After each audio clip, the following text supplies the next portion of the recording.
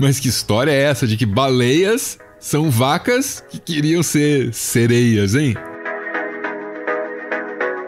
Para entender melhor essa história, a gente tem que falar da origem dos cetáceos, aquele grupo de mamíferos que vivem exclusivamente debaixo d'água. Os cetáceos mais conhecidos são as baleias e os golfinhos, mas esse é um grupo muito diverso que abrange cerca de 90 espécies diferentes. E embora a maioria dos cetáceos tenha uma aparência muito simpática, que dá aquela vontade de apertar e levar para casa, o nome do grupo tem origem num monstro da mitologia grega chamado Cetus.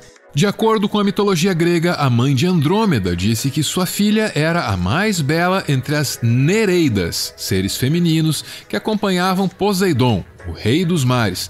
Poseidon, com inveja e muito furioso, mandou Cetus para matar Andrômeda. Com sorte, Perseu, que era marido de Andrômeda, conseguiu chegar a tempo e salvar sua esposa amada, usando a cabeça que tinha arrancado da Medusa para transformar o feroz monstro marinho em pedra. Tá bom, mas vamos voltar para os cetáceos. A evolução deles é um dos casos mais sensacionais dentro da biologia. As análises de DNA mostram que os parentes evolutivos vivos mais próximos das baleias e golfinhos são os hipopótamos. Mas hipopótamo não é cetáceo. Os hipopótamos, na verdade, fazem parte do grupo dos artiodátilos, o mesmo grupo dos camelos, porcos e vacas. Quando os cientistas anunciaram que os cetáceos são parentes evolutivos muito próximos desses bichos, os criacionistas ficaram pistola. Disseram que isso era impossível e que essa história de vaca virar baleia não passava de fake news. Eu acho que até um fake news é válido, com todo respeito. Seu Jair, só que na ciência, fake news não são válidas não. É claro que as baleias não surgiram quando uma vaca resolveu que queria ser sereia. Quando a gente disse que elas são parentes evolutivos próximos, isso significa que elas compartilham um ancestral comum. E a gente sabe disso graças a análises moleculares do material genético desses bichos. A proximidade evolutiva desses animais é tão grande que análises moleculares mais recentes sugerem que cetáceos, o grupo das baleias e golfinhos, e os artiodátilos, grupo que abrange vacas, porcos, hipopótamos, camelos, girafas e veados, deveriam formar um único grupo chamado Cetartiodáctila. Isso significa que cetáceos não são vacas que ficaram a fim de dar um mergulho. Os cetáceos derivam de populações de artiodátilos que, gradualmente, ao longo de milhões de anos, foram passando cada vez mais tempo na água, até darem origem aos golfinhos e baleias atuais. A gente pode resumir tudo isso numa única palavra: evolução. But you don't believe in evolution? Nah, not really. A evolução dos cetáceos é um dos casos mais bem documentados no registro fóssil.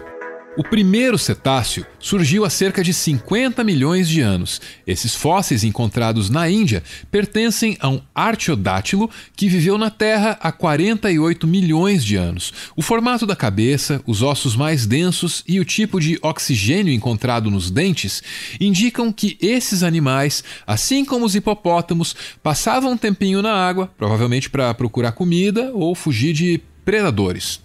Esse outro fóssil é de um animal que também viveu no nosso planeta há cerca de 48 milhões de anos. Esse animal, que já pode ser considerado um cetáceo, possuía os ossos da pelve bem curtinhos, uma adaptação importante dos atuais mamíferos aquáticos que facilita o nado, o que indica que ele passava muito mais tempo na água. E esse outro fóssil é de um outro cetáceo, datado de cerca de 47 milhões de anos. Olha bem para isso aqui, porque isso aqui é um dos fósseis mais esquisitos que existem. É o fóssil de uma fêmea com um feto, também fossilizado no útero dela. É isso aí, um fóssil de uma mãe com o filhote ainda no útero. Esse feto fossilizado mostrou que durante o parto, o que saía primeiro era a cabeça. Ou seja, provavelmente esses bichos aí davam à luz ainda em terra. E isso é bem importante, porque nos cetáceos atuais é diferente. Eles dão a luz na água, aí o que sai primeiro é a cauda. Assim o bicho consegue sair nadando bem rapidinho para tomar aquele primeiro fôlego de oxigênio que ele precisa. Já esse outro fóssil é de um animal muito mais parecido com os cetáceos atuais. Ele já tinha uma cauda e as pernas traseiras quase ausentes. Assim como os cetáceos atuais, possivelmente ele já tinha a capacidade de ouvir sons debaixo d'água. No comecinho de 2019, viralizou a descoberta de uma nova baleia de 4 patas que foi encontrada no Peru. Só que, como você já viu, um fóssil de baleia de 4 patas, isso aí não é nenhuma novidade. Aí você precisa se perguntar por que essa descoberta é tão especial. E é simples de entender. Esse fóssil de 42 milhões de anos é de um animal muito parecido com aquele outro, com um feto fossilizado. Esse fóssil mostra que menos de 10 milhões de anos depois da origem dos cetáceos, eles já foram capazes de chegar na América do Sul. Como naquela época a maior catástrofe recente tinha sido um meteoro e não o Trump, pouco tempo depois eles conseguiram migrar sem grandes dificuldades para a América do Norte, porque ainda dava para migrar para lá. Hoje em dia nem tanto. Esses são só alguns exemplos de fósseis relacionados à evolução dos cetáceos. Ao longo desses milhões de anos de evolução, foram surgindo várias adaptações que permitiram que esses animais sobrevivessem debaixo d'água. A mais visível delas tem a ver com o formato do corpo. Os cetáceos possuem um corpo fusiforme, semelhante a de um peixe, que reduz a resistência do movimento na água. Os membros anteriores se transformaram em barbatanas, em forma de remo, e algumas espécies, como as baleias e os golfinhos, também possuem uma nadadeira dorsal. Os membros posteriores, agora inúteis na vida aquática, se tornaram só vestigiais. Já a cauda ganhou função de locomoção, com 2 lobos horizontais que aumentam a propulsão. Como todo mamífero, os cetáceos possuem pulmões e não guelras, então eles não conseguem respirar embaixo d'água.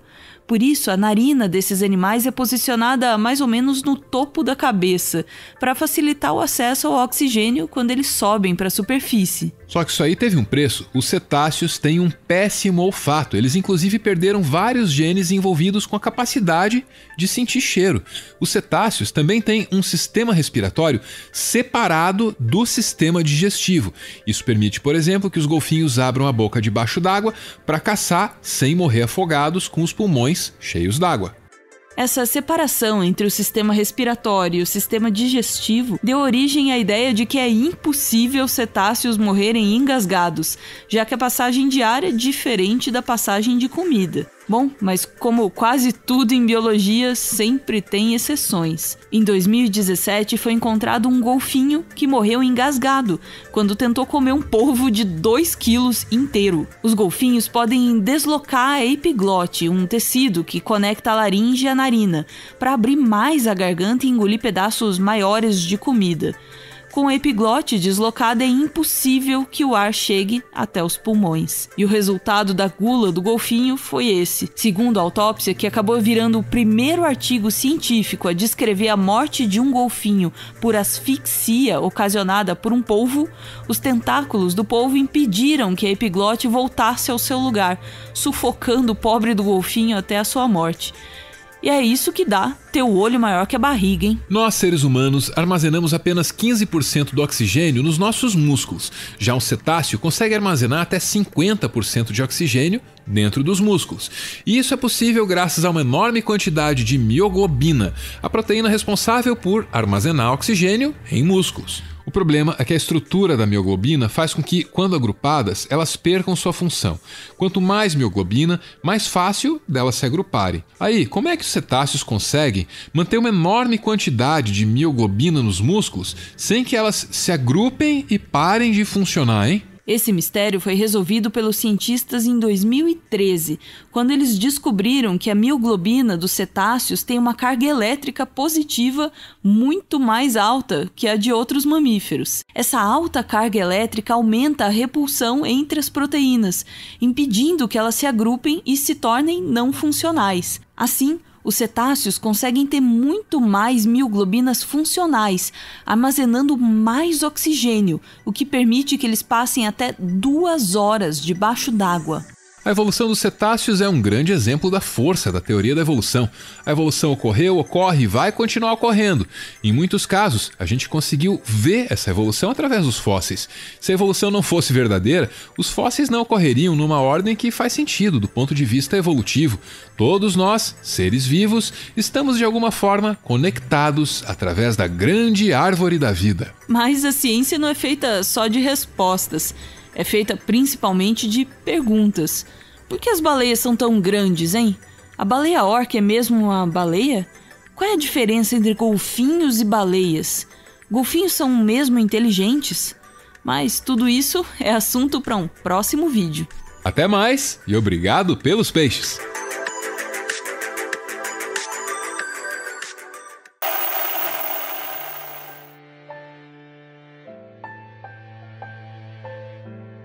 Muito obrigado por ver esse vídeo até o final. Esse vídeo teve edição do Danilo Boros. Já o roteiro ficou por conta do Everton Trindade. O Everton é doutorando e estuda Ecologia e Conservação aqui na Universidade Federal do Paraná. No Twitter dele tá aparecendo aí na tela, o Everton faz umas threads muito interessantes sobre biologia, que é a especialidade dele. O vídeo que você acabou de ver foi inspirado numa dessas threads. O texto era tão bom que a gente teve que convidar o Everton para vir redigir esse vídeo aqui. É o Meteoro se tornando aquele coletivo que ele nasceu para ser. Isso é possível porque a gente conta com uma campanha de financiamento coletivo. Quem participa aparece aqui no finalzinho, que é para receber o nosso agradecimento. Hoje é a vez da Elis Regina. Pode crer, Elis Regina é o nome da gata. Beijo, gente. Falou!